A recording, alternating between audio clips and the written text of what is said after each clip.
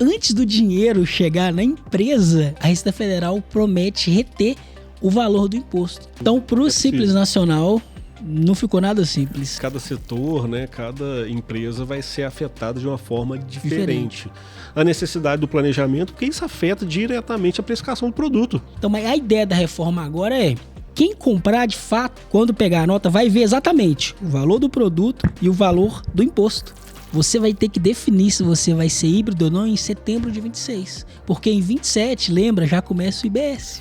E eu tenho que pagar em Belo Horizonte, mas o que São Paulo, Rio e várias outras Você paga em BH, mas para você não pagar aqui, se cadastra aqui. Porque senão você vai pagar um tal de CEPOM. Não é o ISS, é só uma taxa. A gente está falando aqui que dentro da reforma tributária veio o tal do cashback social, né? Que é dentro desses impostos recolhidos de IBS e CBS, eu pegar uma parte e redistribuir para a população mais carente, né?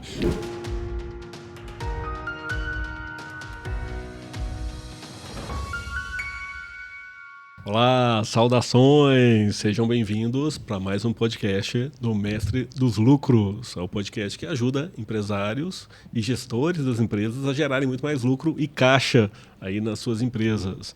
E hoje vamos falar de um tema que está em alta e vai ficar por vários anos, que é a reforma tributária. Aí, nosso tema de hoje é a reforma tributária. O que é a reforma tributária e quais são as principais alterações, principais mudanças que estão por vir. Eu sou o contador Leonardo Hoffman, especialista em gestão empresarial, e hoje, para falar desse assunto, não poderia ser diferente, estou aqui com o meu sócio, Robert Ferraz. Obrigado, Robert. Prazer tê-lo aqui para a gente falar nesse assunto. Por nada. Prazer, pessoal. Robert, né? A gente já fez um podcast aqui, então acho que alguns me conhecem. Então espero contribuir, né? Falar um pouco sobre a reforma, o que está mudando aí e como que as empresas aí têm que se preparar para o futuro. Isso aí. Eu e o Robert, a gente é sócio da Hoffman Contabilidade, né? Hoffman Contabilidade e Gestão, né? E estamos aqui já preparados aí para a reforma tributária, ajudar os nossos clientes aí a transpor nesse período de grande turbulência. É muita alteração que está aí por vir, né? E a gente vai tratar, né, desse tema que hoje, vários outros vídeos, né, e podcasts nós faremos sobre esse assunto, porque é impossível esgotar, né, de tanta coisa para fazer, é impossível esgotar em um podcast só, né? Acho que vai ter muito podcast, muito vídeo para a gente fazer, né, Robert? Tem muito assunto aí sobre a reforma. É isso aí.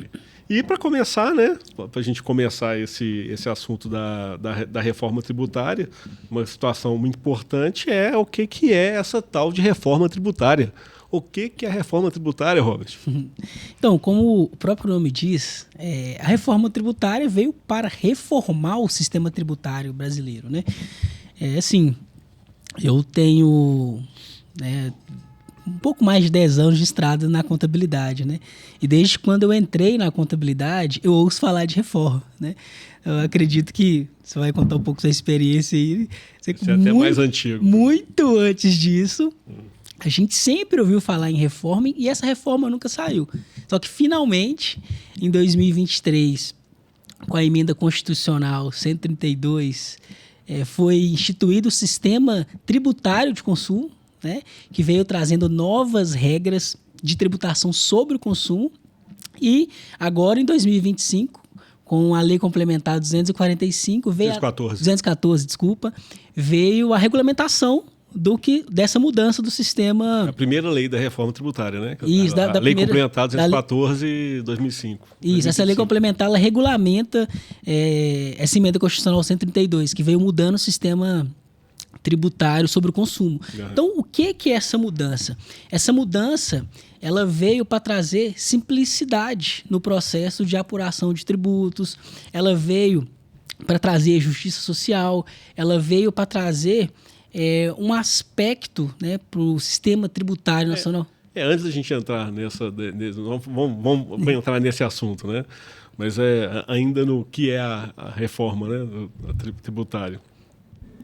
Importante, né, para o nosso público acaba que muitos empresários, né, micro, pequeno, médio e tal, às vezes a gente falando de tributo, né? O que é tributo? Às vezes não entende direito, é importante quando a gente fala assim, de reforma tributária.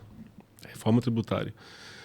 Tributos são impostos, taxas e contribuições, né? Então, todo esse arcabouço, isso é definido até no Código Tributário Nacional, o tributo é impostos, taxas e contribuições. Então, todo esse arcabouço poderia entrar em tese em reforma, né? Em tributos em si. E quando fala reforma tributária, é um conserto, uma renovação, uma alteração, né? Então, é uma alteração nesse arcabouço mesmo, né?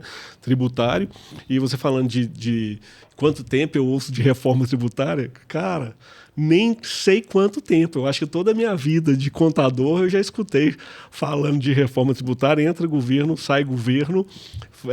As promessas de governo geralmente tem lá reforma da Previdência, reforma tributária, reforma administrativa, reforma política, né? E situações que não saem, né, ali do discurso e que são realmente situações complexas de mudar, sem dúvida nenhuma. É uma situação muito complexa, já tem muitas leis aí, mexe com estado, município, federal, muita gente grande aí querendo o seu tributo e tem a sua autonomia, e é uma situação bem, bem difícil. E saiu, né? Então, já vem se discutindo, principalmente com mais intensidade em 2023 e 2024, e agora em 2025 é realidade, com a aprovação, né, da Lei Complementar 214 2025, acabou. Agora é realidade. Foi aprovado, saiu e vamos seguir. E diante disso, várias outras alterações, porque essa foi a primeira, né? A primeira lei ali que já deu start, e aí já iniciou o conta-giros, né? O conta-giros não, o TikTok lá, a ampulheta já começou a rodar, porque já tem prazo e a gente vai falar aqui do prazo. Diante disso e outras situações que precisam ser regulamentadas ou definidas, e ainda precisa ser, né? Por exemplo, ontem já teve uma aprovação importante também no Congresso, que também vai estar caminhando, mas daqui para frente, principalmente esse ano, ainda tem bastante coisa para sair, né, sobre a reforma tributária, para consolidar a lei e essas regras, essas definições e como tudo vai estar funcionando. Você falou bem, né, desse tempo que vem discutindo a questão da reforma e nessas mudanças desde 2023, então começou-se ali no consumo, né, a gente está falando ali de alguns impostos, né, de ICMS, ICS, PIS, COFINS e IPI.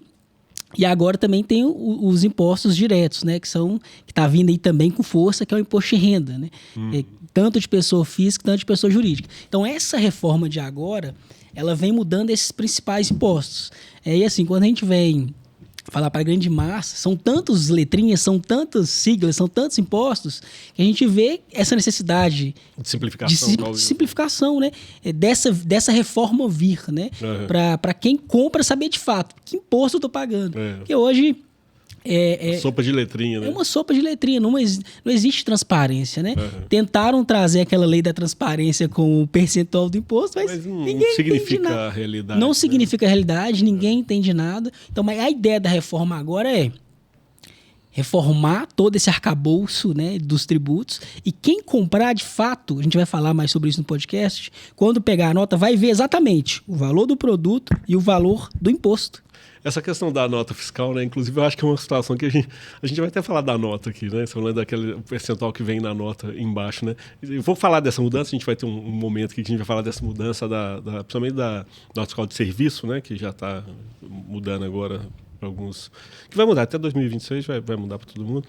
Mas ainda quando a gente vai fazer a configuração no sistema dos percentuais dos impostos, a gente vai colocar ou separa Simples Nacional, Imposto Simples Nacional, impostos federais, municipais e estaduais e tal. Por que já que a gente falando de IBS e CBS, por que não colocaram lá total de tributos, IBS e CBS, por exemplo? Não sei, é uma questão questionável, né? Ou um item total, só para já constar, acho que isso deve sofrer alguma mudança com o tempo. Mas é verdade. Então a gente entra, por exemplo...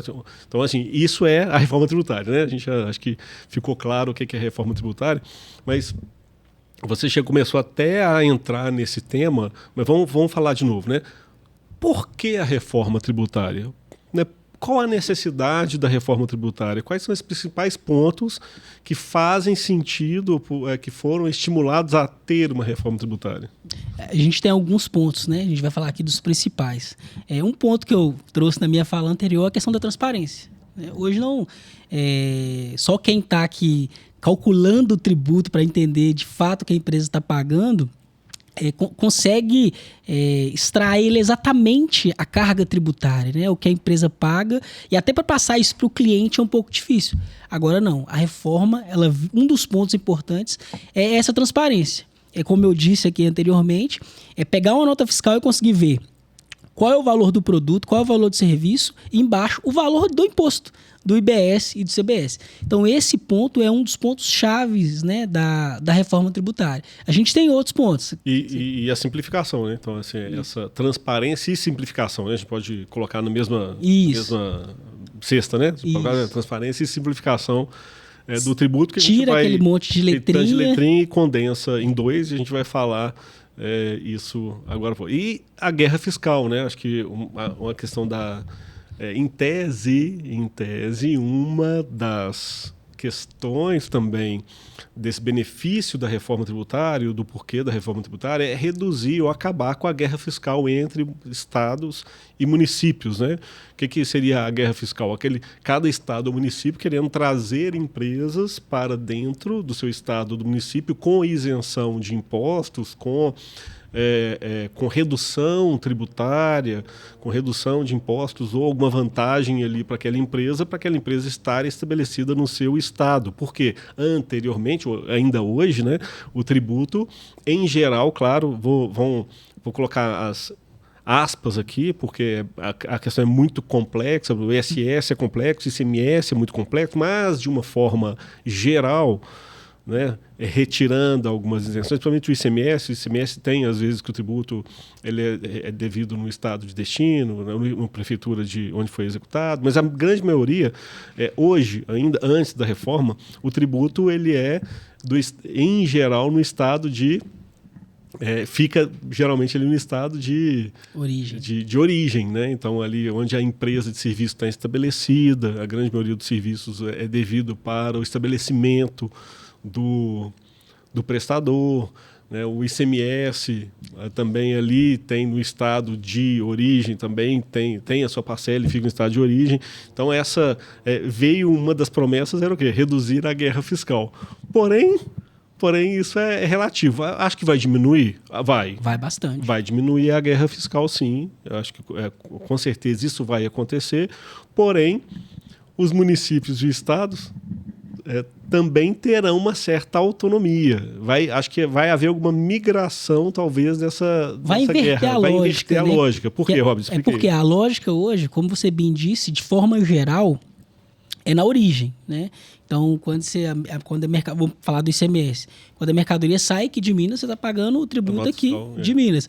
Aí existem algumas complexidades nesse processo. Aí para o estado de destino ficar sem receber, talvez ele vai cobrar um ST para você pagar lá também. Enfim.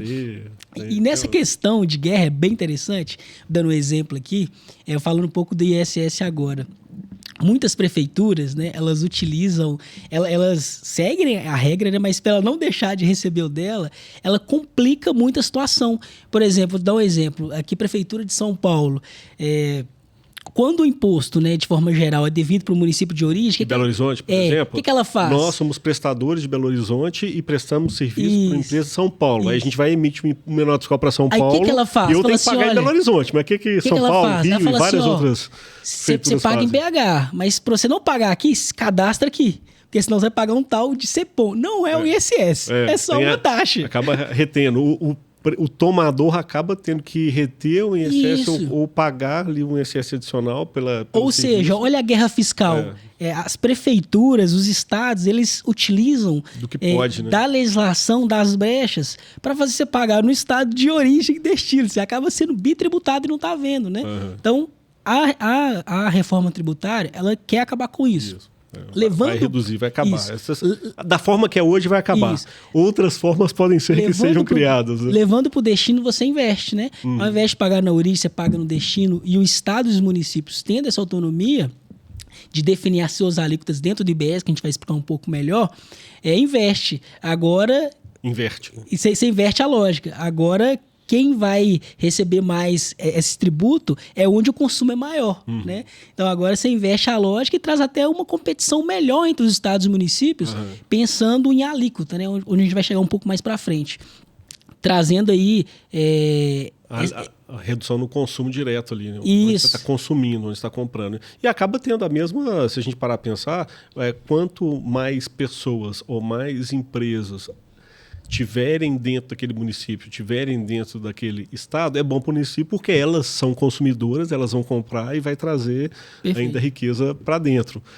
Então a lógica inverte um pouco, tem que ver como é que as prefeituras e os estados vão se comportar nas próximas isenções, nos próximos benefícios na guerra em relação a isso. Muito provavelmente vai ser a própria redução na alíquota, né? Que a gente vai falar mais à frente. Então fica com a gente aqui até o final, que a gente vai falar sobre essa questão da alíquota. Das alíquotas, né? E explicar, por exemplo, talvez essa inversão da lógica da guerra de alíquotas entre estados e municípios, que vai mudar completamente. E a gente vai falar nisso aqui no final do podcast. Já tem um tópico aqui para a gente falar nesse ponto. O que mais? Qual que seria outra vantagem, outra necessidade ou o porquê da reforma tributária? Ainda dentro da simplicidade, né? A gente falou da simplicidade em relação ao consumidor, né? Conseguir ver exatamente o que estava pagando o tributo. Mas tem a simplicidade também para a empresa, de fato, conseguir apurar aquele tributo, né? Porque a lógica da forma que é hoje, né? Tem a não cumulatividade e a cumulatividade. De forma geral, é cumulatividade, né? E quando a gente fala de cumulatividade, a gente está falando de uma cadeia do imposto incidir sobre o imposto, né? Você paga imposto aqui, aí esse imposto você pagou aqui, você vai pagar esse imposto aqui, mais o imposto de lá. Então, você vai colocando essa cadeia. Agora, não. Você acaba com essa não cumulatividade, de ter que pagar imposto sobre imposto, então você é bitributado, nem sabe, e agora não. A reforma tributária, ela trabalha exclusivamente com a não cumulatividade, ou seja, eu só vou pagar imposto sobre aquilo que eu agrego. Então, vamos pensar aqui num produto, nessa caneca aqui, muito bonita, aliás, de Mestre dos Lucros.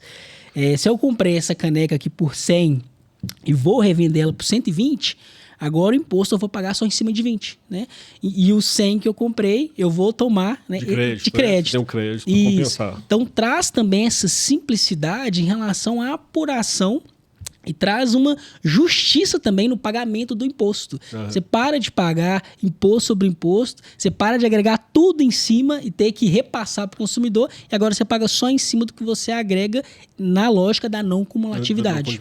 Importante essa questão da não cumulatividade, né? Que, assim, ao longo da história, com base nas alterações tributárias, nos regimes tributários que foram criados, inclusive com essa lógica de simplificar mesmo para alguns tipos de empresa, é importante destacar que, assim, a lógica tributária ou a origem tributária ali no Código Tributário Nacional sempre defendeu a não cumulatividade, né? A origem foi a não cumulatividade mesmo, com o lucro real, por exemplo, né? Que em geral é não cumulativo.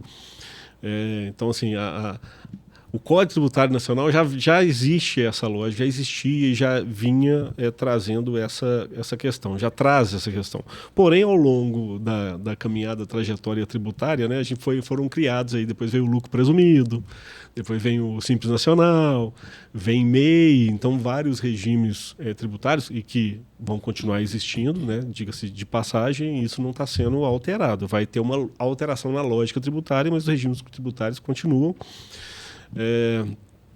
Então, acabou que, se você pega um lucro presumido, tem muita cumulatividade, né? Você pega um lucro, o Simples Nacional, tem muita cumulatividade disso mesmo, você acaba não tomando crédito. Então, com a reforma tributária, ressalta-se isso, e isso é um norte importante, né? É um norte importante para evitar ao máximo essa cumulatividade com a possibilidade de tomar crédito, né? Muito embora o Simples Nacional vai continuar existindo, vai, e lá dentro tem a opção, né, da pessoa continuar ainda fazer de forma não cumulativa, tendo crédito em algumas situações, ou não. Mas isso vai ser tempo para outro podcast, porque isso é bem complexo, nós não vamos entrar nessa linha hoje, né?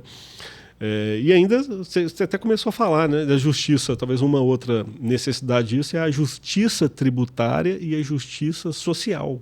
Isso. Vinculada à questão do tributo. O que seria isso? A justiça tributária é justamente isso que a gente acabou de falar, da não cumulatividade. Eu só pago o imposto acima daquilo que eu agrego. Não tem mais imposto sobre imposto, não tem mais bitributação, não tem mais substituição tributária. Acabou essa história. Agora é justiça tributária. Eu pago somente o que de fato eu agrego naquele produto ou serviço. E a justiça social, a gente está falando aqui que dentro da reforma tributária veio o tal do cashback social, né? Que é o quê? Que é dentro desses impostos recolhidos de IBS e CBS, eu pegar uma parte e redistribuir para a população mais carente, né? A população ali de baixa renda, né? E como que vai ser distribuído esses valores? Vai ser distribuído justamente em cima de benefícios sociais, né? Isso não está definido exatamente como vai ser na prática, mas pode ser através de uma redução ali na compra de um gás. Enfim, a ideia é pegar esse cashback, que é uma parte do valor recolhido em cima do IBS, CBS, e redistribuir na população mais carente, né? Na população que tem uma renda per capita considerada menor do que o ideal, digamos assim. E além disso, dentro da própria justiça social também, vários tipos de produto, como produtos da cesta básica, por exemplo, terão imposto zero. Isso, farmacêutico. Os produtos farmacêuticos, né? O cesta básica e outros produtos vão ter alíquota zero, né? O que facilita para a população de baixa renda, que que todos consomem esse tipo de produto, mas quando você tem uma renda limitada, a maior parte da sua renda acaba indo para esses consumos de alimentação. Sim, né? Então além desse cashback social que está dentro da reforma, a gente também tem essa questão dos, digamos que são itens essenciais para a sobrevivência, né, humana. Você falou de medicamentos, você falou ali de alimentos, né, que envolve a cesta básica. Vai ter aí um favorecimento em relação à reforma tributária. E tem outro também, que é a questão do split de pagamento, né? A gente fala ainda a redução... Esse é polêmico.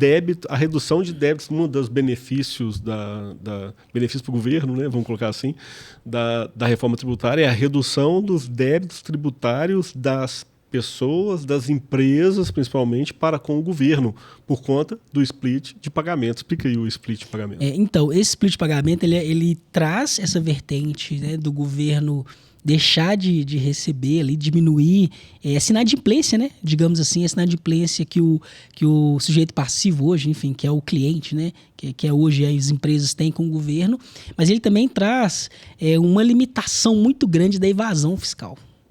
Que é o quê? Que você tem duas vertentes. Você tem a vertente de quem declara e não paga.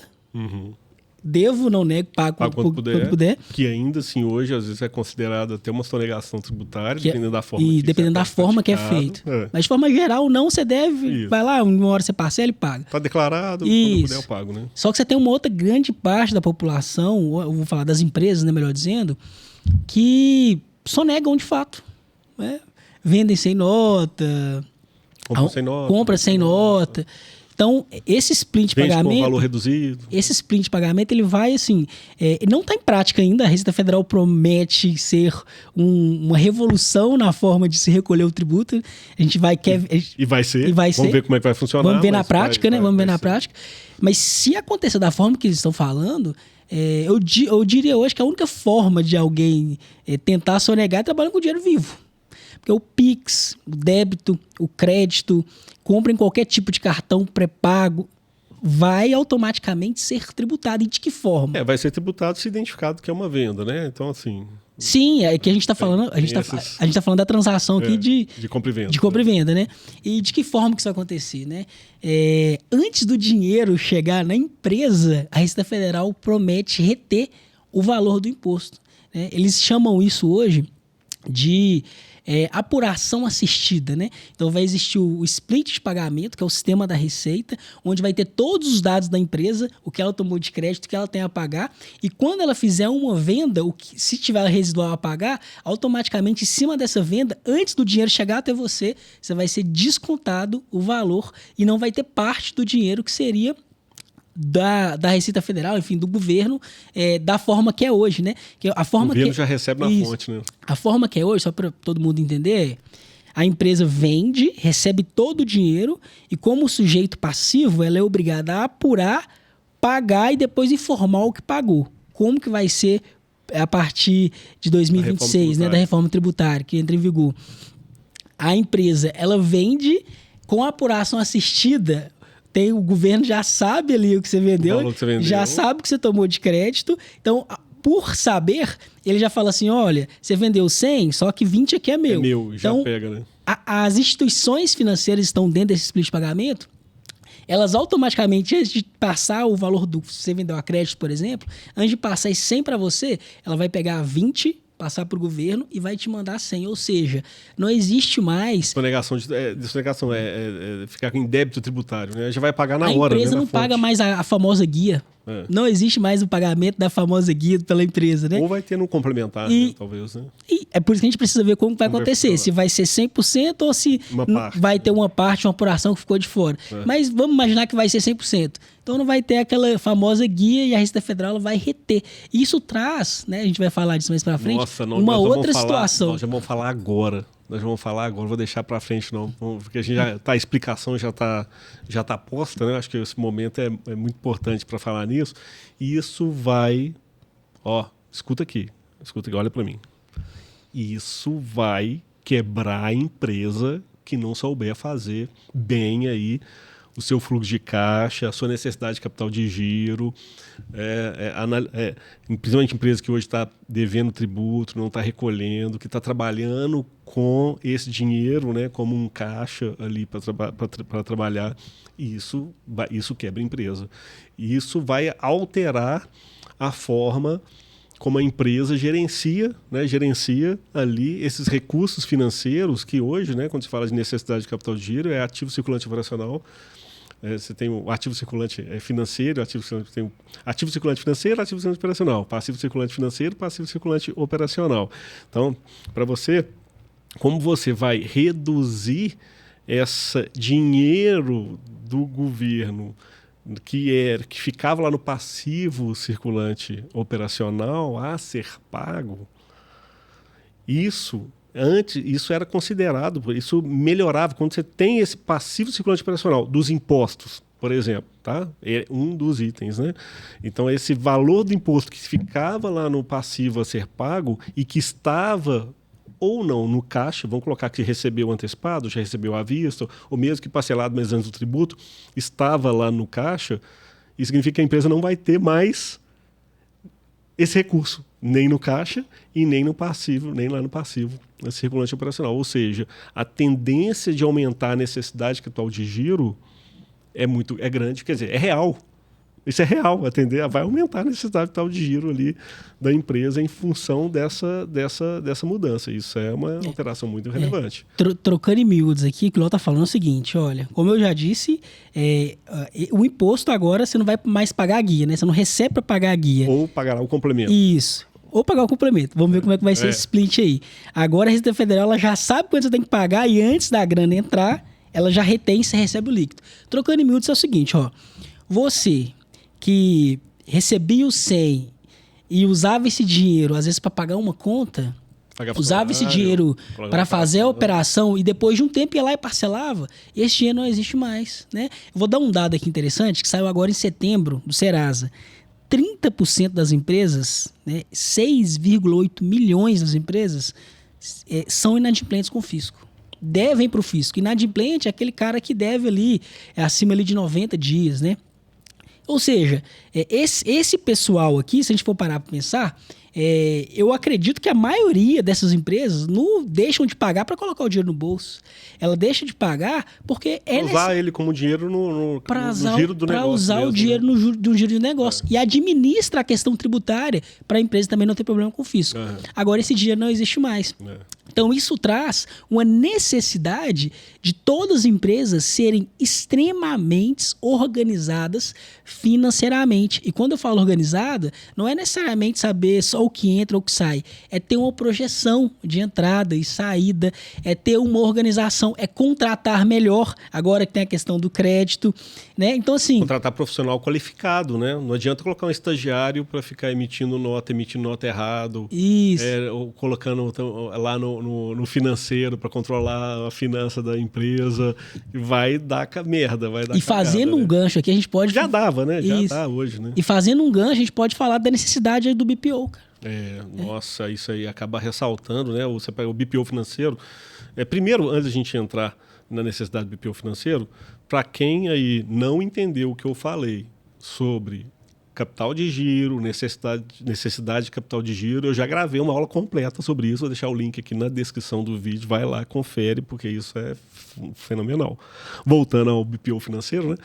Você falando que essa qualificação necessária na área financeira, na área ali dessa gestão financeira da empresa, ela passa a ganhar ainda muito mais força, né, e necessidade em função do split de pagamento. Que acaba que a empresa...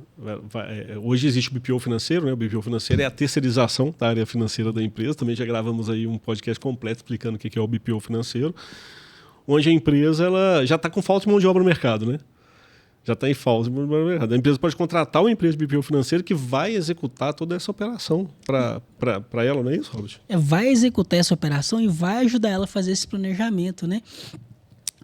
Vamos pensar em uma empresa de produtos, né, que às vezes tem um fluxo de pagamento curto e um fluxo de recebimento mais longo. Então, com o BPO financeiro, com os dados em mãos, você consegue se organizar melhor, né? Se for necessário trabalhar com capital de giro de terceiro, até mesmo em relação a melhores taxas, onde contratar, quanto contratar, sabendo qual é o seu capital de giro. Então, assim, dentro dessa questão do split de pagamento, isso aqui é muito sério. Se as empresas, se esses 30% aí, considerando que eles utilizam esse dinheiro para fins de capital de giro, se não se organizarem, se não se prepararem, não tiver caixa, infelizmente, esse split de pagamento pode ser um instrumento para quebrar a empresa, cara. Infelizmente. O governo defende o que é dele, quer receber, porque teoricamente os impostos vão para o governo para voltar para a sociedade, né? Então o governo tem que receber, diminuir evasão fiscal e diminuir esse débito, né, que os contribuintes têm com o governo é essencial para ele conseguir cumprir o seu papel. Só que a gente sabe que na prática não funciona assim. E pensando para o lado da empresa, agora que vai entrar esse split, a questão financeira, ela não é urgente, ela é muito urgente. Ela está batendo a porta, ela é latente. E eu estou falando dessa forma que é para ficar com medo mesmo. Tem que ficar com medo. Tem que parar para pensar, poxa, se você é um contribuinte que por necessidade, que a gente entende, cara, porque por necessidade deixa de pagar os impostos e administra parcelando esses impostos ou de qualquer outra forma, saiba que a partir de 2026, com o split de pagamento, você não tem mais essa ferramenta. Você não tem mais essa possibilidade. A sua ferramenta agora se chama gestão. E a Hoffman consegue te ajudar nessa gestão com o BPO financeiro. O próprio canal, né? O próprio canal aqui do Mestre dos Lucros, né? Traz muita informação de qualidade aí para os empresários, para o pessoal da área financeira, né? Para poder lidar com isso. E a Hoffman, BPO financeiro, e a própria Hoffman Contabilidade, e a Hoffman Gestão Financeira, né, que é uma empresa de BPO financeiro, tem esse trabalho, né, qualificado, profissionais qualificados para executar esse trabalho. E ainda cabe a gente ressaltar o seguinte, que nessa terceirização, nessa contratação de uma empresa externa, a empresa que está contratando ainda vai receber o quê? A empresa que está contratando vai receber o crédito. Crédito tributário. O crédito tributário. Ou seja, né, já é mais uma situação para se pensar em relação a ter o funcionário interno ou fazer essa terceirização da parte do BPO financeiro, da parte do financeiro da empresa. E aí acho que a gente já pode falar do último porquê da reforma tributária, para a gente passar para um próximo tópico, é a própria, e caminhando do que a gente está falando, a própria centralização dos controles, né? A centralização do controle desse monitoramento pelos governos, né? Não, com certeza. A reforma tributária, né, falando dessa centralização, e agora puxando um gancho, né, para falar também aqui do cliente nessas mudanças, né, a gente tem que parar para pensar que ela não é uma questão só do contador, né, ali que está estudando a reforma, vai aplicar a reforma. Ela é uma questão que muda totalmente a forma que o cliente vai se relacionar no mercado em todos os aspectos, cara. A forma que ele compra, a forma que ele vende, o caixa da empresa, se vai manter funcionário próprio ou contratar pensando nessa questão de crédito, né? Precificação. Isso vai mudar demais, né? A precificação, a forma que as empresas precificam não é mais, né, aquele markup, considerando o tributo cumulativo. Agora você vai ter o preço do produto e o imposto que vai pagar em cima dele, aquilo que vai na nota. Então, a forma de precificar. O crédito compensando. Então, assim, quando a gente pensa em centralização, eu vejo duas formas, eu vejo duas coisas. A questão do governo, né, de centralizar, de trazer esse split de pagamento, de fazer essa apuração, enfim, aberta, né, para os contribuintes verem. Então, centralizou, está organizado. Agora, para o cliente, ele trazer essa centralização de gestão, cara. Então, assim, quando a gente pensa em reforma, a gente tem que pensar na reforma não na parte fiscal e tributária. A gente tem que pensar na reforma como uma oportunidade central, para você não morrer no mercado e melhor, utilizá-la para crescimento, né? Então, a reforma tributária, quando a gente fala dela e fala em centralização, a gente tem que pensar não no tributo, problema do meu contador, né? No problema do governo. A gente tem que pensar que é problema da empresa e que a empresa que não se organizar para a reforma, não utilizar e ser especialista, cara, ela ou pode crescer, aproveitar muito entendendo o que está acontecendo. Lógico, o empresário ele não é o especialista, né? Ele não é o que vai apurar, não é o que vai saber a minúcia da lei, mas ele tem que saber o que vai acontecer para ele se organizar e contratar o contador que vai ajudar ele nessa caminhada, né? Aproveitar esse momento de mudança para já fazer uma reflexão, uma revisão da própria forma que tem atuado hoje, né? Na precificação, na gestão financeira, né, principalmente aí, e aproveitar esse momento para já revisitar esses pontos e fazer ou refazer o seu planejamento estratégico, o seu planejamento tributário, né, que isso é para ontem, né, extremamente necessário. E de cima disso a gente pode começar a falar como que as empresas devem se preparar, né, cara? Como que as empresas devem se preparar? Eu acho que a gente pode deixar isso mais pra frente? Um pouco mais para frente, porque a gente já tem umas questões importantes aqui para a gente explicar sobre a reforma tributária, como, por exemplo, né, em termos de tributo, o que realmente muda.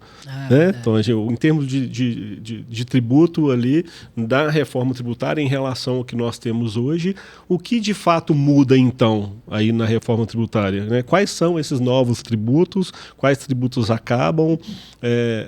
Explica aí, Robert. Fala de um, eu falo do outro. Tá, beleza. Eu vou falar então do CBS, tá?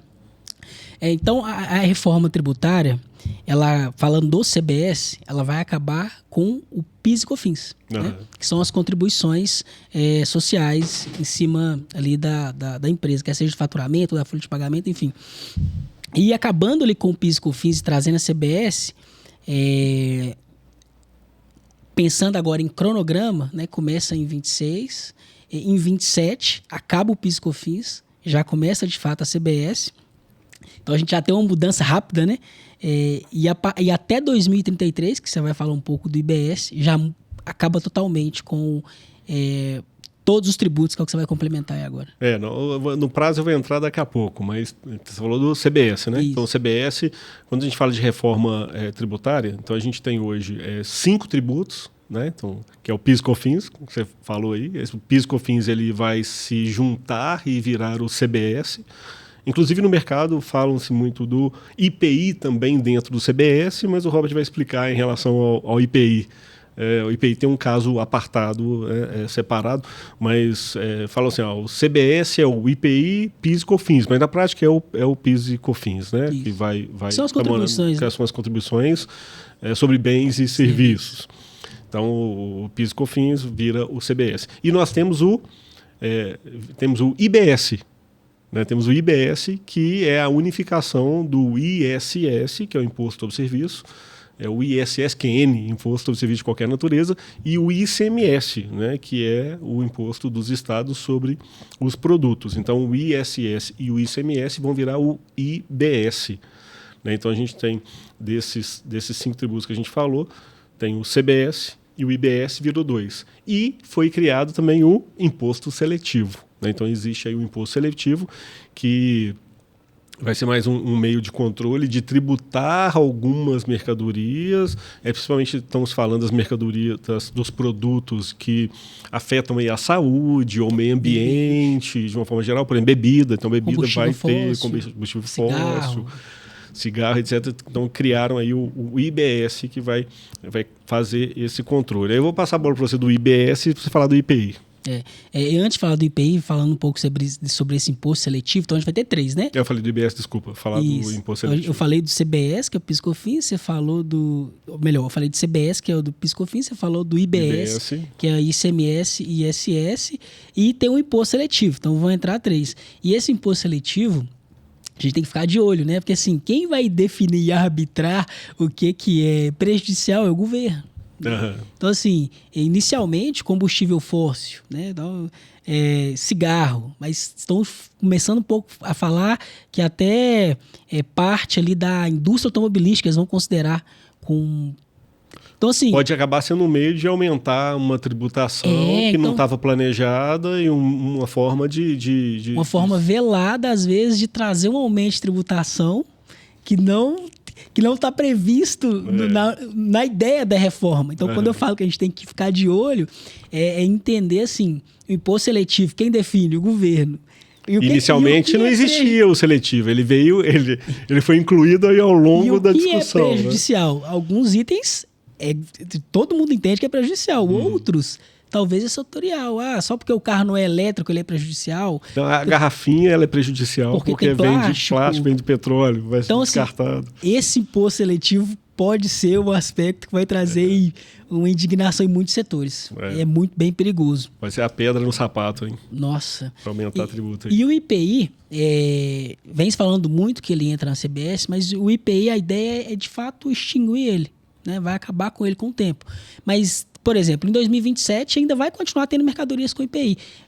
Entra o CBS, acaba o PIS/COFINS e ainda vai ter algumas mercadorias com IPI. Então a ideia é chegar em 2033 e extinguir o IPI. Uhum. Então o IPI ele não entra dentro da contribuição sobre bens e serviços, né? Ele não entra dentro do CBS. A ideia é extingui-lo e ter 3 tributos sobre consumo.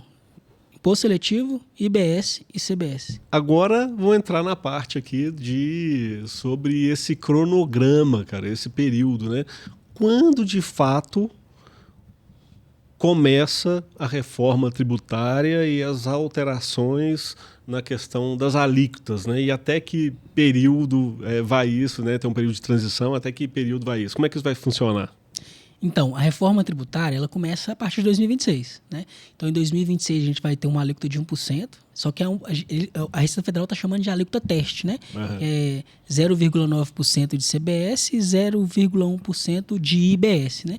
Então, essa alíquota é teste para 2026. Então, dentro desse teste, o contribuinte, né? Enfim, e a Receita Federal, e todo mundo que está dentro desse arcabouço da reforma tributária, vai se acostumar com o sistema. Ninguém vai pagar tributo a mais. É interessante falar isso. Entre 2026, mas ninguém paga nada a mais. Né? Uhum. Exceto se não entregar as obrigações acessórias. Aí você vai ter ali 1%. Uma penalidade. Então, 2026 é teste, adequação. Em 2027, a gente já começa a mudança de fato no CBS. Uhum. Então, entra o CBS e acaba com o PIS/COFINS. Então, 2027. E o IBS continua com 1%. E o IBS... Com 0,1%. Isso, o IBS continua com 0,1%. Uhum. Entrou em 27, acabou o PIS/COFINS e entrou o CBS. E o IBS com 0,1% até o fim de 2028. Tá? E em 2029, até o fim de 2032, aí vai entrar o IBS e vai se extinguindo gradualmente, Vai reduzindo, ou melhor, né? Vai entrar um período de transição, né? Isso, vamos mudar a palavra, não extinguindo. Vai reduzindo gradualmente as alíquotas de ICMS e ISS.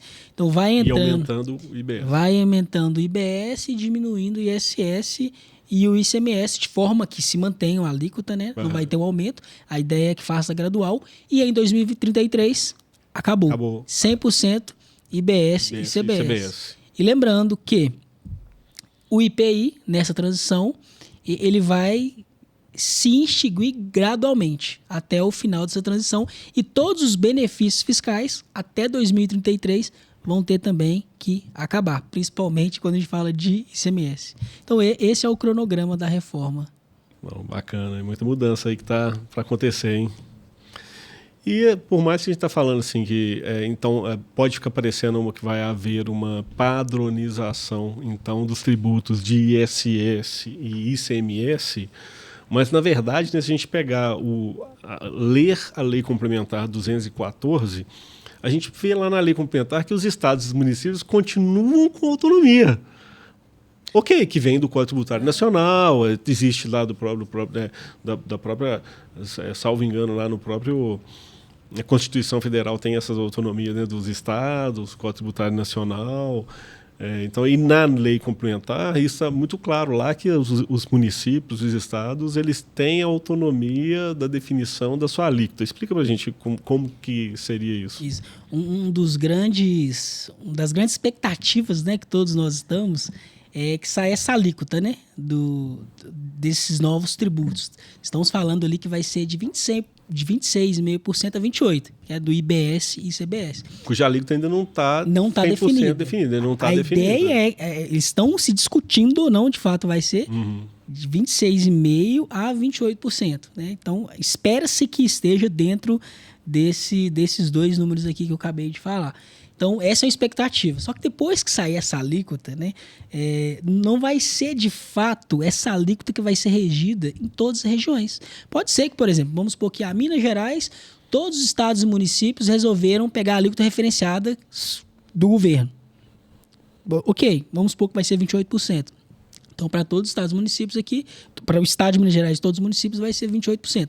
Mas, como você bem disse, o estado e o município sobre o IBS, eles têm autonomia para definir a alíquota desse tributo. Então, o IBS ele é formado pelo estado e município. E ele dentro a ideia é que tenha o ICMS e o ISS. Se a gente for parar para pensar que o ICMS hoje, a alíquota geral de Minas é 18% e do ISS é 5%, né? A gente está falando que a soma desses dois tributos vai ser o IBS de fato. Então, o estado e o município definindo esse tributo, não necessariamente o imposto dentro de Betim vai ser o da referência. Porque se Betim definir que o IBS vai ser X% e o Estado definir que vai ser Y, e isso vai ser um pouco abaixo da referenciada, é esse o que está valendo, né? Então, a soma do IBS e do CBS vai ser menor do que a alíquota referenciada. Agora, se Belo Horizonte definir que vai ser a alíquota referenciada, né, com o IBS e CBS, então vai ser essa a alíquota que está valendo. Então, veja só, como a definição agora do recolhimento, né, para onde vai o tributo, está no destino, então pode ser que... vender, né, para um município X pode ser mais barato ou mais caro comparado a outro. Porque os municípios vão ter autonomia e o Estado vai ter autonomia para definir a alíquota. Ou seja, assim, não está ficando tão mais simples. Está ficando mais simples, mas existe ainda a sua complexidade ali. Não vai ser uma alíquota única para todos os estados e municípios. Porque vai ter o teto, né, a alíquota referenciada ali, e os estados e municípios podem brincar, né, da forma que acharem. Definir. Inclusive, acredito que elas podem até segmentar, né? Eles podem definir alíquotas diferenciadas por segmento, por atividade, já que eles têm autonomia para fazer isso. Por que não? Certo? Não, sim. não tira autonomia, como você bem disse, existe uma autonomia dos estados e municípios dentro do Código Nacional Tributário, né? Então, esse ponto é interessante, né? Então, a alíquota referenciada é como se fosse a Selic hoje, né? Selic hoje, o governo paga o juro em cima da Selic. Só que os bancos, eles utilizam a Selic como referência, mas eles definem ali qual a taxa de juros que ele vai cobrar de quem coloca o empréstimo. A mesma coisa o imposto. O imposto, estado e município, tem a referência, mas eles vão definir qual a alíquota ele quer trabalhar, definindo posicionamento. Poxa, eu quero trazer mais consumo aqui para dentro? Sei lá, então vou trabalhar com alíquota menor. Não necessariamente isso vai acontecer, mas talvez vai existir ali estratégias para o Estado e o município não perder a arrecadação comparado ao que é hoje. Né? E uma situação, né, nós estamos aqui gravando esse podcast no dia 1º de outubro de 2025. Sim. E até hoje nós não temos ainda a certeza de qual será essa alíquota do IBS e do CBS. Já existe lá já uma discussão passada, né, que veio lá de trás de uma referência. Pode ser que seja ela, pode ser que altere, mas está demorando, né? Essa definição já deveria ter acontecido para ajudar as empresas a fazer o seu planejamento, o seu planejamento tributário. E quais são essas primeiras movimentações que a gente começa a perceber ali dos estados e das prefeituras, as primeiras alterações que já estão batendo na porta em função da reforma tributária? O que já está saindo? As prefeituras já estão divulgando, né? Que já começa, a gente já vê Belo Horizonte, já soltou aí um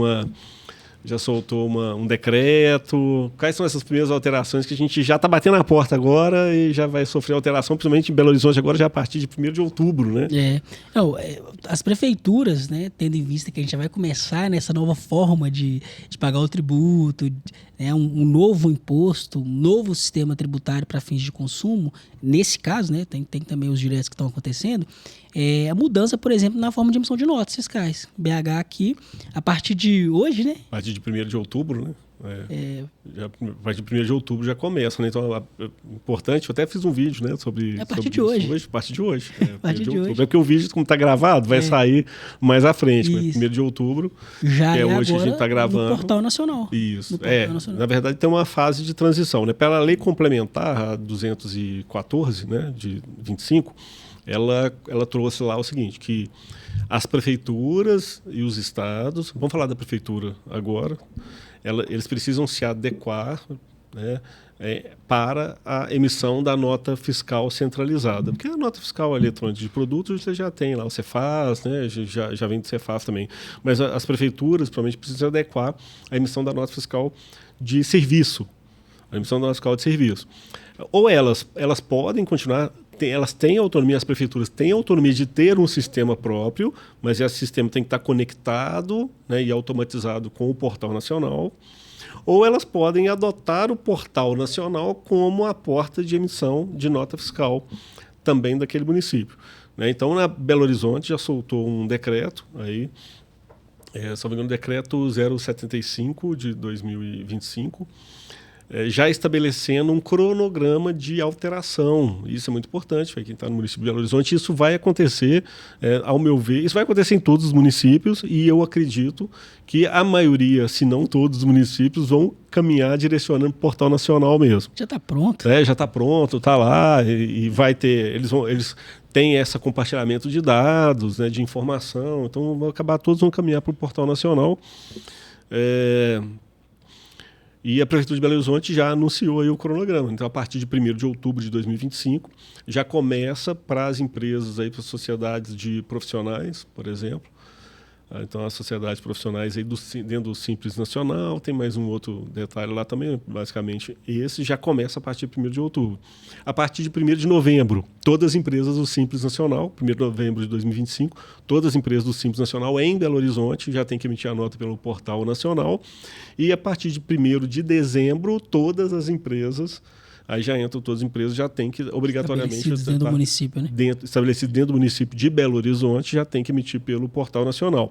E, obviamente, a partir de 1 de janeiro de 2026, aí já é obrigatório para todas as prefeituras já estarem conectadas ao Portal Nacional, mesmo tendo um sistema próprio, ou que estejam utilizando ou remetam os seus contribuintes para emitir no Portal Nacional. Qual que é esse Portal Nacional? É o mesmo Portal Nacional que já emite a nota fiscal do MEI. O microempreendedor individual já usa o Portal Nacional. Vai ter mudança para o MEI? Não, ele já usa o Portal Nacional. Então, de emissão de nota fiscal, vai continuar emitindo lá. Isso já entrou ano passado, né, para o microempreendedor individual. Então, essa já é uma mudança que já está batendo aqui, uma das primeiras que estão acontecendo já agora na prática. Mas eu tenho um sistema financeiro. Como é que vai acontecer? O seu sistema financeiro vai ter que se adequar a essa emissão de nota lá no Portal Nacional, e vários sistemas já estão adequados, né? Então, não vou ficar citando o nome de sistema aqui. Inclusive, se algum sistema quiser patrocinar o podcast, nós estamos abertos, né? Mas hoje a gente já sabe, os sistemas que a gente trabalha no BPO financeiro, a gente tem alguns sistemas que a gente usa lá no BPO financeiro, a gente entrou em contato e eles já estão adequados, né? A emissão da nota fiscal. Aí é questão de configuração interna do sistema ali pelo usuário para remeter. Mas é uma alteração já real, né, que está acontecendo agora. Então já é uma mudança antes de 26, né? A forma tá de agora, emitir, né, nota fiscal. Né? Então, quem ele não usa o sistema já... Inclusive, a própria Hoffman está, né, trabalhando aí, enviando vídeos para clientes, não clientes, enfim, trabalhando aí dentro dessas mudanças, ajudando, né, o nosso público aqui. No canal da Hoffman Contabilidade a gente soltou um vídeo ontem, né? Vou até regravar ele, mas tem um vídeo já falando dessa mudança, né? E o Simples Nacional, Robert? Ele continua? Vai ser extinto? Quais são essas mudanças aí para o Simples Nacional? Essa é uma coisa importante, Nacional, né? O Simples Nacional, como você bem disse anteriormente, ele vai continuar existindo. Ele continua existindo, né? Ele é uma forma de se apurar tributo, assim como o lucro presumido e real, que vai continuar existindo. Só que dentro do Simples, né, vão sair esses 5 impostos aí que você citou e vai entrar a figura do IBS-CBS. Então, você vai ter aquela alíquota unificada, com IRCS, CBS e INSS, onde a empresa simples vai pagar o tributo. Mas tem um grande ponto dentro do Simples Nacional. O IPI está lá ainda, né? O IPI é aquela coisa, né? Vai continuar, enfim. Para quem é indústria, no caso. Isso. A ideia é que ele saia de lá em algum momento, né? Mas qual que é o grande ponto para o Simples Nacional? Então, o Simples Nacional vai continuar existindo. Ufa, não vou ser afetado? Você pode ser muito afetado. Por que você pode ser afetado? Lembra que a gente falou que um dos princípios é a não cumulatividade, né? E a não cumulatividade, ela pressupõe que você toma crédito, né? Utiliza esse crédito tomado para depois você vender e descontar. No Simples Nacional, você vai participar em dar crédito para quem compra de você. Porém, você vai dar o crédito reduzido, você vai dar o crédito em cima da alíquota, de fato, daquilo que você está pagando em cima do IBS-CBS. Agora, como que isso muda para o cliente na conjuntura do dia a dia dele, né? Então, vamos supor que você vende para uma grande empresa, que necessariamente, na sua estratégia, vai privilegiar as empresas que vão dar crédito para ela. Né? Então, entre ela contratar uma empresa do Simples, uma empresa que não está no Simples... Pelo mesmo valor, quem ela vai privilegiar? Quem não está no Simples Nacional. Quem não está no Simples Nacional. Aí pode causar um desespero. Poxa, então, se eu trabalho para uma empresa que vai comprar só de quem vai tomar o crédito pelo mesmo valor, eu vou ter que sair do Simples Nacional? Não necessariamente. Por quê? A decisão é sua. Dentro do Simples Nacional... Mas você vai poder optar pelo sistema de tributação híbrido. Né? Então veja só que não é nada simples. Ou seja, o Simples Nacional está ficando um complicado nacional.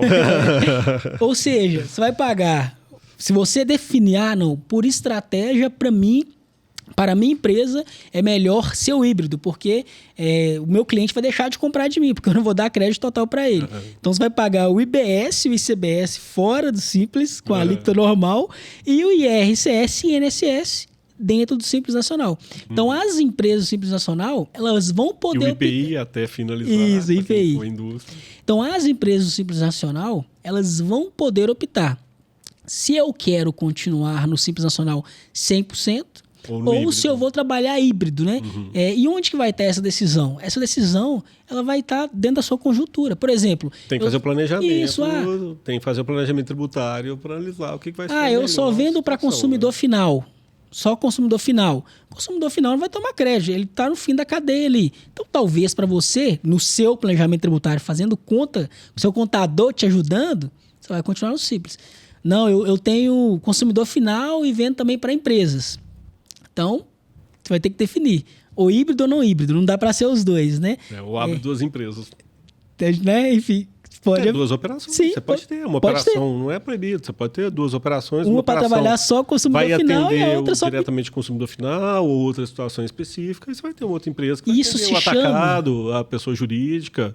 É um planejamento tributário. Isso se chama planejamento tributário simples, que né? É uma elisão fiscal, Perfeito. Que é um planejamento tributário lícito. Você pode fazer um planejamento tributário tomando lícito, os cuidados que requer ter duas empresas tranquilamente. Isso, obviamente dentro do permitido, dentro das 4 linhas ali Então, para o Simples Nacional, não ficou nada simples. Antes de definir se vai continuar, inclusive, olha que interessante, você vai ter que definir se você vai ser híbrido ou não em setembro de 26. Porque em 27, lembra, já começa o IBS.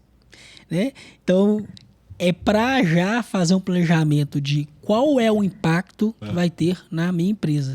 Vou continuar no simples ou vou ser simples híbrido? Ou não, vou mudar de regime tributário e ir para o lucro presumido para o ano que vem, para 2026 ou 2027. Enfim. Então, vai ter um impacto gigante nas empresas do Simples Nacional. Isso é importante. Essas alterações são importantes, mas o Simples Nacional continua existindo, né? A questão do IBS, CBS, tal, vai ter essa alteração do CBS, IBS no Simples, vai ter essa alteração. Outras situações podem vir né, no futuro. Então, lá dentro também, por mais que o Simples Nacional continue, dentro do próprio Simples Nacional vai ter essa unificação desses tributos que a gente falou. Vai virar IBS, vai virar CBS, né? Em algum momento, e vai ter essa possibilidade aí a partir de 2027 do híbrido, né, você escolher a forma de tributação, né, como bem explicado por Robert. Robert, como nós ficamos nesse processo, hein? Como fica o contador dentro desse processo, desse turbilhão, em função qual que é aí onde se enquadra o contador em função aí para ajudar o cliente nessa jornada? No meu ponto de vista, o contador é um dos principais atores, né? O contador é o que vai direcionar o cliente, né, juntamente com o cliente, é o que vai direcionar o cliente sobre o que é melhor fazer, dando exemplos no Simples Nacional. Sem o contador, o empresário, na sua grande maioria, não vai conseguir fazer qualquer tipo de planejamento para definir onde vai ficar, se vai ser híbrido ou não, enfim. Então, qual é o papel do contador? Onde o contador vai ficar? Vai ficar no centro, né, vai ser um personagem essencial e primordial para que as empresas utilizem para tomar decisão sobre o que fazer, para entender onde vão estar as mudanças. Se para a empresa, né, a gente não citou aqui, na verdade, acho que a gente citou em relação à alíquota, né, que não vai aumentar em nível nacional. Mas para muitas empresas, por exemplo, as empresas de serviços... Vou entrar nessa alíquota. Você vai entrar, né? Vamos falar nela. Legal. Então, o contador... Já falou, mas O contador, ele vai ser literalmente um estrategista ali, é o que vai direcionar juntamente com o cliente para onde que a empresa deve ir, fazendo um planejamento de antes e depois, mostrando para as empresas quais os impactos. Então, o contador é peça-chave. Peça-chave, né? Isso é assim, o contador hoje já é uma peça-chave, né, dentro dos negócios, dentro desse arcabouço, dessa confusão tributária que existe hoje. Que já tem que estar inserido ali em todo o planejamento tributário, né? Toda a discussão aí desse até planejamento estratégico da empresa. Mas diante dessa complexidade da mudança, né, não é fácil. O sistema tributário nacional hoje ele é muito complexo e com essa mudança, com essa regime tributário, com essa reforma tributária, por mais que ao final desse processo, lá em 2033, né, estima-se que haja mentalmente aí, ou até operacionalmente uma simplificação no processo, e acredito que sim, vai ter mesmo, né? Tá óbvio que isso vai acontecer, se não complicarem, né, no meio do caminho, e não duvido de nada. Mas até esse final do período de transição, que finaliza em 2032, né, em 2033 começa híbrido, a complexidade ela é dobrada, porque a gente ainda continua com, né, a gente ainda existe esse período de transição com os tributos atuais e os novos tributos que estão acontecendo. Isso é uma sopa de letrinha na cabeça do empresário, que realmente é complexo. Você precisa de um apoio, você precisa desse trabalho, desse serviço especializado, que vai ser o do contador mesmo, do escritório de contabilidade, do profissional de contabilidade, dos tributaristas, né, até do advogado tributarista também, ajudando e contribuindo nesse processo, mas fundamentalmente o contador, a empresa de contabilidade, ela tem que estar inserida nesse processo e ajudando o empresário nesse trabalho, que é complexo e não é simples. E para, né, finalizar essa parte de onde o contador entra, o contador ele entra e o empresário tem que entender, ou melhor, o contador tem que saber demonstrar isso para o seu cliente, para o empresário, para o público dele, que não está só no tributo em si. A reforma tributária vai mudar margens de empresa. A empresa vai ter uma margem de lucro, EBITDA, a forma de precificação. Fluxo de caixa, necessidade de capital de giro. Vai mudar, como eu disse, vai mudar tudo. Então, quem pode te ajudar a fazer um planejamento estratégico projetado do que era antes, como vai ficar depois, em todos os aspectos, aspectos de margem bruta, margem líquida, EBITDA, fluxo de caixa? Quem? Contador. Então, não é só no aspecto tributário, é no aspecto financeiro, no aspecto estratégico, né? Na gestão do negócio, na gestão financeira e até na gestão empresarial, quando se fala aí da questão estratégica, né, do negócio. Então, logo, você que está nos ouvindo aí, precisando dos nossos serviços, dos serviços da Hoffman Contabilidade, tá? E gestão empresarial, os nossos contatos estão na descrição do vídeo. Tá aí eu, Robert, nossa equipe, né, os outros sócios aí à disposição para te ajudar nessa jornada, né, com os nossos produtos e serviços aqui, inclusive já adequado aí à própria reforma tributária. Não é isso, Robert? Isso, e lembrando que a Hoffman, ela vai te ajudar nessa visão tributária, ela vai te ajudar nessa visão financeira com o BPO, então ela vai te ajudar em todos os aspectos em relação à sua empresa. Então, conte aí com o serviço da Hoffman. Se você está assustado, se você precisa mudar, ou se você quer entender, não deixe de falar conosco. E agora, acho que está na hora da gente entrar naquele assunto, cara, que você falou aí, que eu falei que ia comentar agora. Isso, da alíquota, né, nacional. Rapaz, essa é a pergunta. Uhum. Essa é a pergunta que não quer calar, Robert, para a gente entrar nesse assunto, né? E no final da conta aí, no final das contas, né, a alíquota total dos tributos que estão sendo unificados, ela vai aumentar ou vai reduzir? Essa é uma boa pergunta, né? Se você for perguntar para os senadores, deputados, enfim, a ideia é manter, né? Manter o que tem hoje, não onerar ainda mais, né? Então, voltando, é só simplificar. Não vou onerar, não vou aumentar, vou só simplificar. A promessa é a manutenção da carga tributária. Não é nem a redução e nem o aumento, né? A promessa. Vamos supor que eles vão manter a promessa, né? Promessa política é foda. Mas vamos supor que eles vão manter a promessa. Não necessariamente não vai mudar. Por quê? Mesmo que a promessa seja mantida e que, em teoria, as alíquotas médias, né, a média nacional continue a mesma, na prática isso não vai acontecer. Sim. Por conta dos segmentos, né? Explica aí. Porque a nossa visão tem que ser micro, né? Então, a gente está falando que tem um segmento de serviço, tem um segmento de transporte, tem um segmento de educação.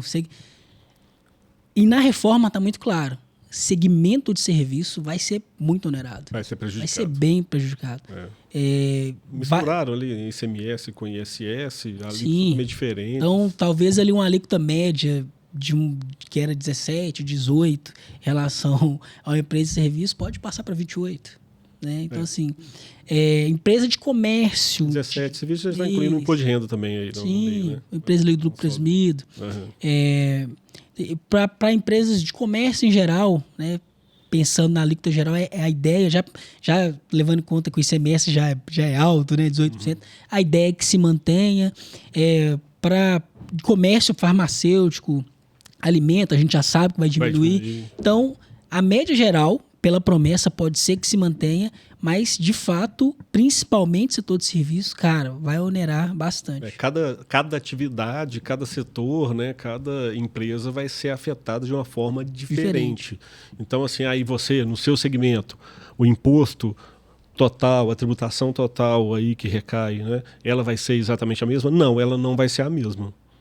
Ela não vai ser a mesma. Pode ser que se mantenha próximo, pode ser que ela seja maior, pode ser que ela seja menor. Pode ser que seja menor, né? Sim. Pode ser que seja menor, depende do segmento que você está inserido. Né? Aí ressalta ainda mais a necessidade do planejamento, porque isso afeta diretamente a precificação do produto. Isso afeta diretamente a precificação do produto, entendeu? Então, aquele preço que você estava praticando, provavelmente não vai ser mais esse preço. Vai precisar ser menor, vai precisar ser maior. Se for menor, eu consigo ter uma margem? Pode. Você pode ter mais, dependendo da economia, da concorrência, né? Se for menor, eu vou dar um desconto para ser mais competitivo ou não? Vou pegar esse valor, vou colocar no meu lucro. Né? Se for Qual maior, é o seu posicionamento no mercado? Se for maior, como você vai repassar isso? Você vai absorver prejuízo? Então, são perguntas que precisam ser respondidas com o contador. Tem que fazer conta, tem que colocar na caneta e o impacto no seu segmento, porque isso é muito, muito significativo, bem, bem relevante. Né? E a questão está iniciando, né? Esse ano a lei foi aprovada esse ano, situações avançadas, alterações já estão acontecendo e novas alterações estão por vir. Né? Algumas alterações já foram aprovadas ontem, no dia 30/9, no Congresso. Né? Ainda não teve a promulgação, né, de lei. Não. Ainda não.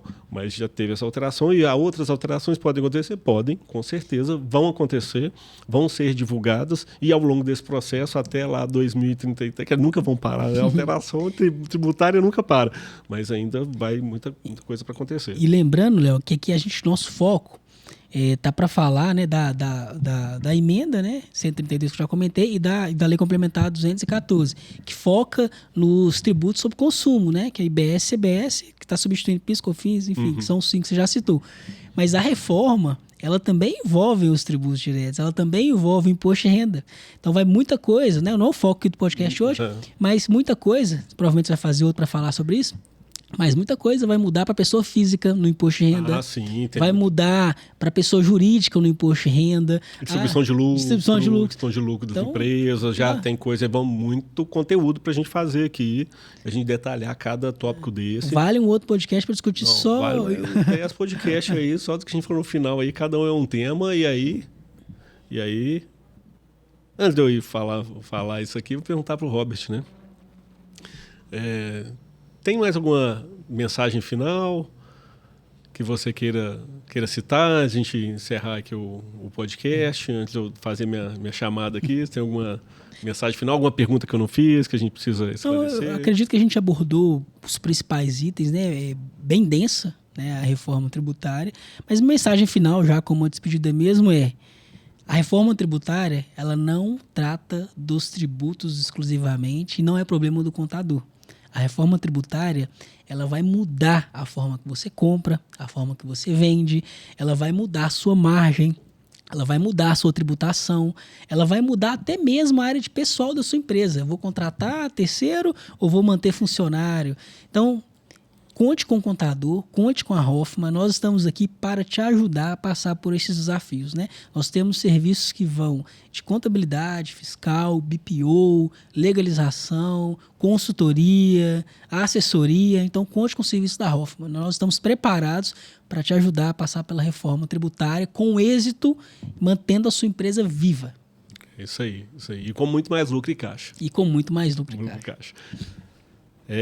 Nós vamos fazer muito conteúdo aqui ainda, tanto no podcast, né, quanto no canal aí do Leonardo Hoffman, Mestre dos Lucros, e no canal da Hoffman Contabilidade também a gente vai soltar, então aproveite. Você está aí, a maioria que está assistindo esse conteúdo não está inscrito no canal, inscreva-se no canal, então inscreva-se no canal, deixa o seu like no vídeo, compartilhe esse conteúdo para as pessoas aí que você entende que vai fazer sentido, né? Você é um funcionário, é empregado, trabalha para uma empresa, encaminha isso aí para o seu patrão, né? Para a área financeira, né? Para o contador da sua empresa. E acompanhe a gente aqui, que muito conteúdo sobre esse assunto, muito bacana, vai estar aqui, e conte, né, com a Hoffman Contabilidade para ajudar aí na sua empresa. Né? Vamos despedir por aqui. Agradeço, tá? Agradeço a você pela audiência, por estar acompanhando aqui o podcast. E obrigado, e nos vemos no próximo vídeo. Tchau.